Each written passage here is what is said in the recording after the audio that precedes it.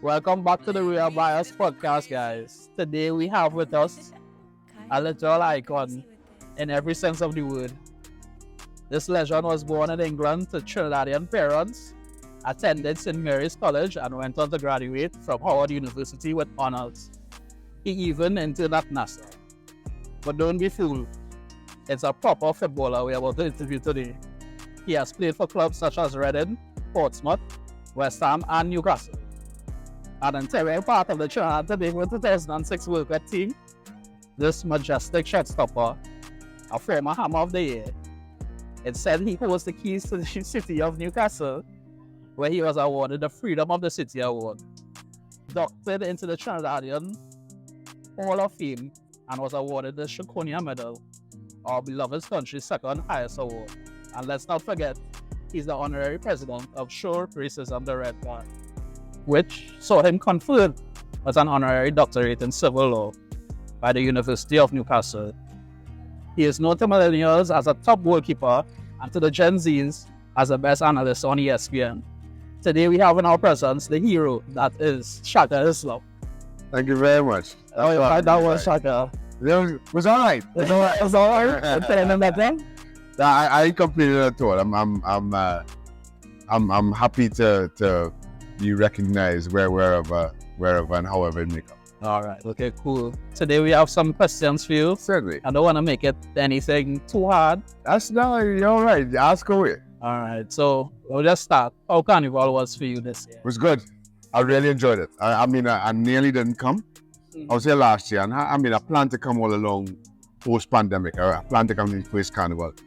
But I was a little bit apprehensive about coming this time around. I'm really happy I made the effort. And I again look back on it with really fun memories. Yeah, I know Carnival can be a bit crazy sometimes. It is, but good crazy too, and I'll take that.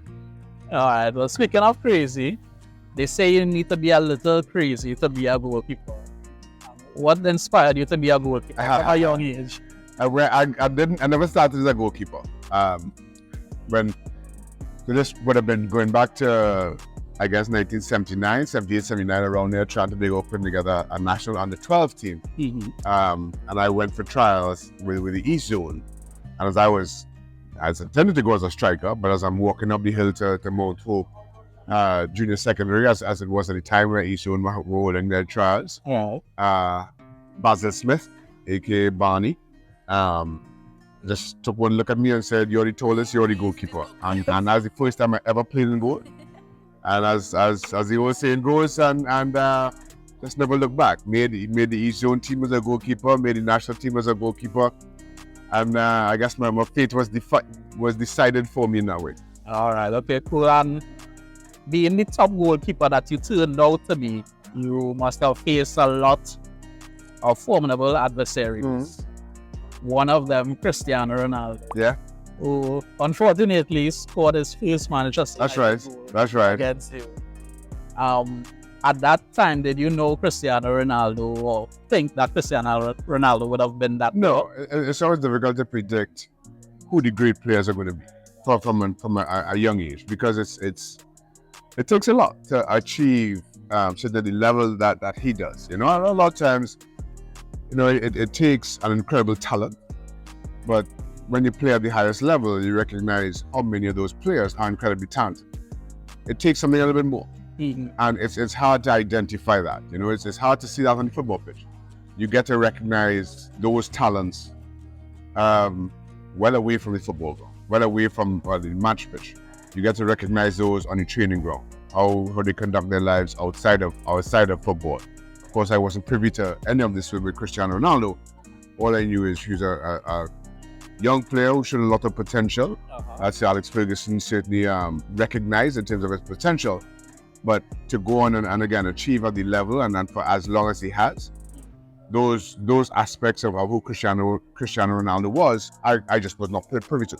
All right, okay. Well, understood. And speaking about top players, who was the most formidable player you came up against, you would say, in your career? I played against a few. I played with and against Alan Shearer. I played with and against Les Ferdinand. Played with and against John Barnes, Ian Rush, So it's played with likes of Ian Wright and Davos Suka. I'll call it some names there. So yeah, I've been blessed in that I've shared the dressing rooms with many of certainly the time's best players. I enjoyed every moment, and I think one of the things I take away most from that experience is how down to earth a lot of them are. That they're living their boyhood dreams just as I am, and working to make the best of themselves. And that's kind of comforting and inspiring at the same time. I'm speaking about top players and memorable moments. None more memorable to me, seeing you on the World Cup stage. None more memorable to me either. When you were supposed to be the third choice keeper against that game, against Sweden. Against Sweden, correct. Ibrahimovic, Sweden. Yeah. Lundberg, Sweden. Yeah. How was that feeling when, at the end of the game, you thought to yourself, wow, I put in a performance here. Right. Even though we were down a man, all these things, not in our favor.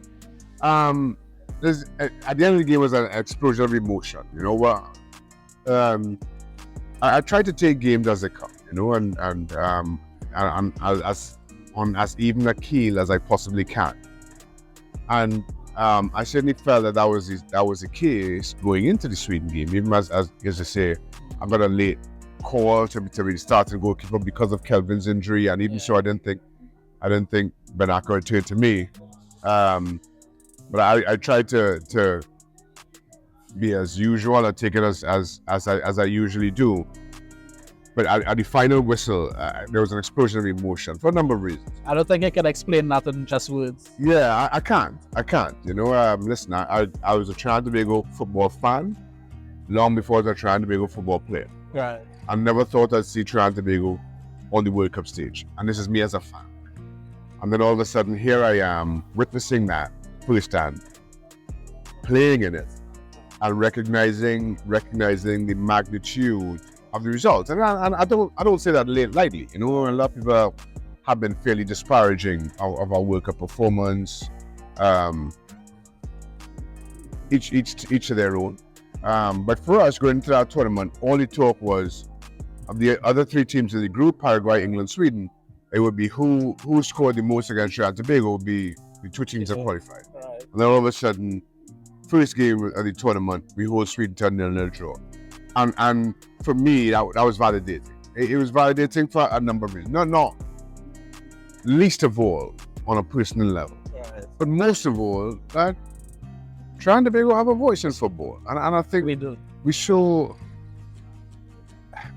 the game has and you see this time and time again, seems to be about the big clubs or the big countries or the European nations. Right. And we have our place in this game. I think that's all David versus Goliath. Yeah. And I felt, so here we are all of a sudden now, it's not just about, small teams are getting a chance, but the small teams are having a say.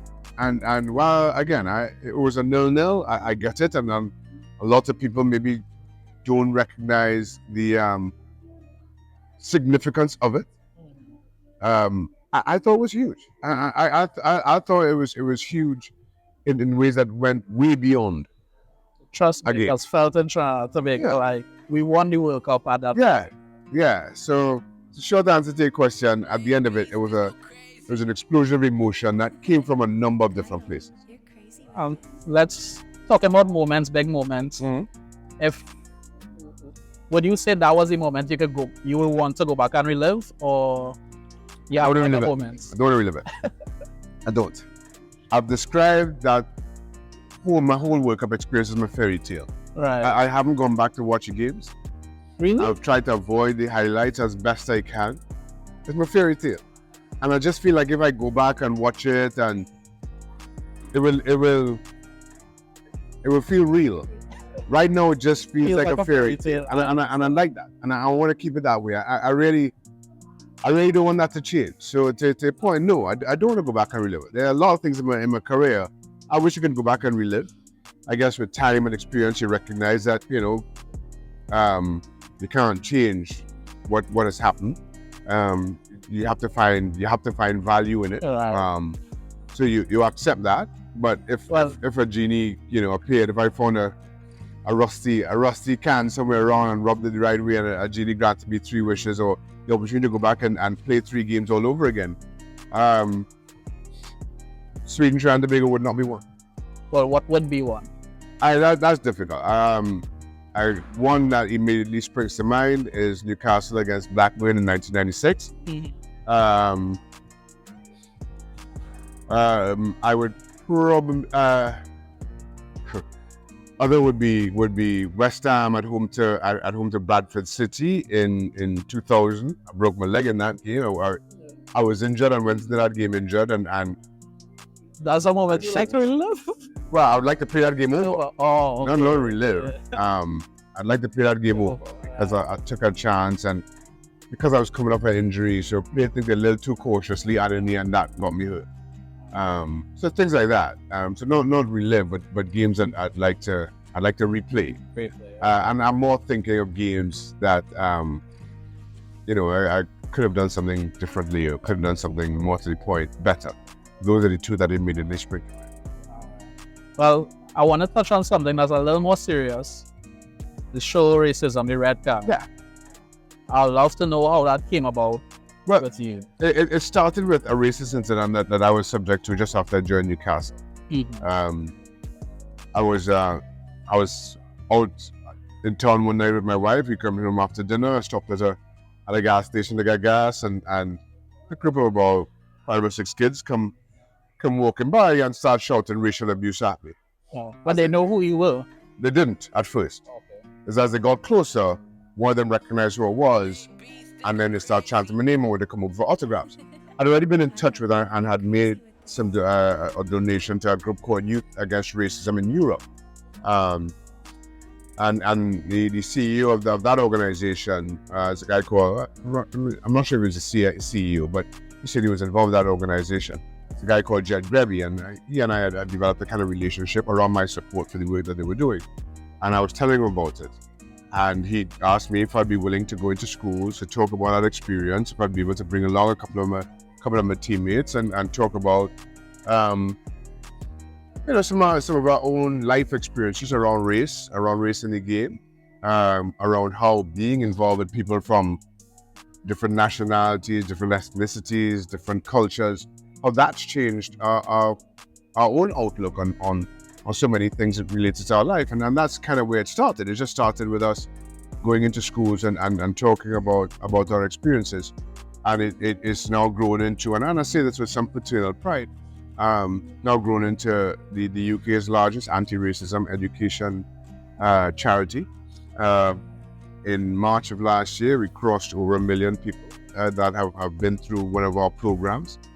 We continue to go from strength to strength. And so as I say, what came from an incident that I'd much rather forget, we found true value in it, and a value that will outlast all of us.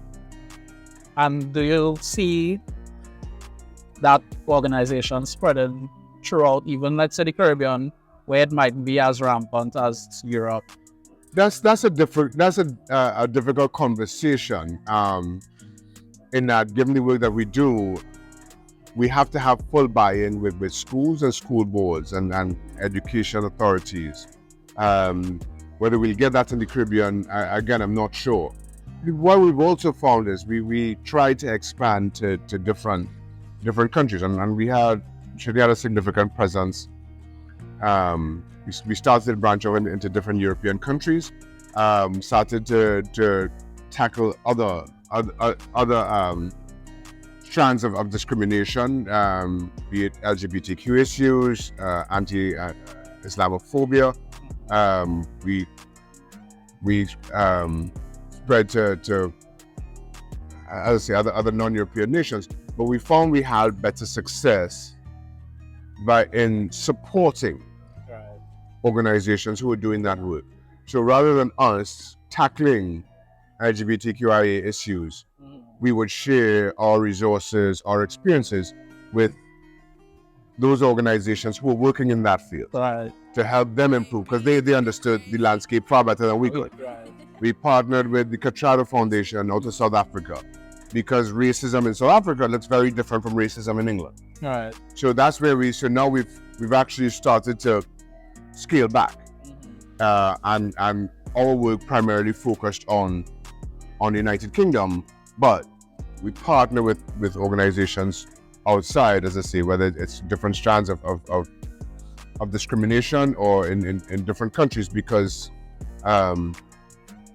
each issue, each territory has its own nuances that we can't fully appreciate. All right, understood.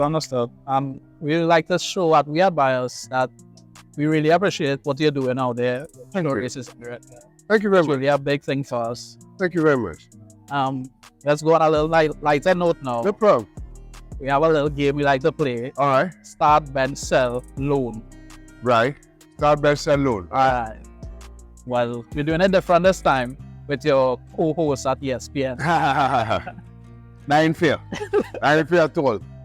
So we have Craig Burley, Dan Thomas, Ali Moreno, Stevie Nicol. Yeah, that ain't fair. That ain't fair. That ain't fair. Each has their value to what we do. So now Dan is not. I have a lot of respect.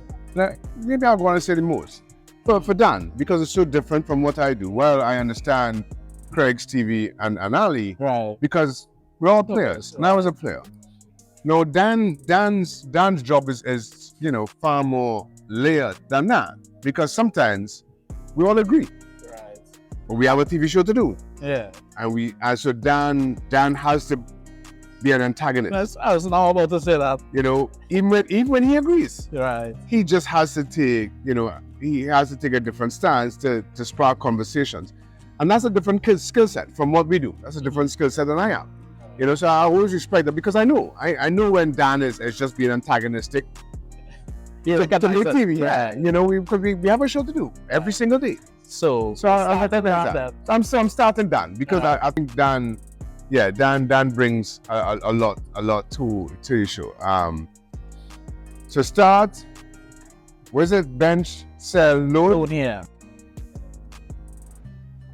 I don't know. It's much of a muchness out there. So it's a toss up after that. It is. Because again, everybody has their specific skill sets. Shaka, they're not going to see the Shaka. That's all right. No, I honestly can't come up with a good answer. I like Stevie, because again, one of the things that Stevie provides is a coach's perspective. Right. But neither Craig, Ali, or myself can do. He coached. So I'll go. I don't know what's second on the tier there. So Stevie is that Bench. all right. Bench. Well, Stevie. Sell and then loan. Yeah. I don't know. Let's call two names then. Mix them up. Yeah, it's much of a muchness after that. I mean, between Ali and Craig. Ali hit some good points. Ali understands the game tactically from a striker's perspective. Craig more from as he was a midfielder's perspective. So it's just different ways of looking at the game. And then Ali does a lot more than in terms of leagues than Craig. Right. Ali is really engaged in La Liga and Bundesliga and the Premier League. Craig more in La Liga. So I go out. So I go to Ali as loan, and then I'll sell Craig. Yes, Craig, I got to sell. By default. All right, Shaka. This is the end of the interview, but we have one more request from you. All right. We have a jersey here. We were talking about Newcastle earlier. Yeah. And we have this jersey. I don't know when last you seen this jersey. Oh, wow. No, not for a long time. It's a classic. Yeah. This is an absolute classic. We get this? Don't worry about that. This is an absolute classic. That's my favorite jersey in my career. Really? Yeah. We might have That's the Newcastle skyline right there. This is an absolute classic. And we would love for you to sign it. Of course.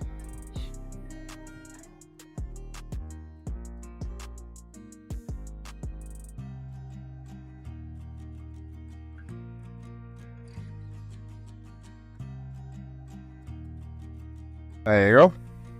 That was a fancy one. Do you ever practice that? I always wanted to ask a footballer. We do it enough. We do it enough. Okay. So yeah. Shaka, thanks for having us. You're welcome. It's good chatting with you. Really Nice appreciate chatting with you. it. No problem at all. No problem at all. Hope to see you soon in the future. I'm sure you will. We will see you on ESPN for sure. You should. Like, subscribe, share. Let's get Shaka out there. Have held Sweden. A match to remember these opening stages by. An unlikely encounter between two teams and break them. Thanks to the brilliance of SHAKA HISLOP and the sheer pride of the men in red.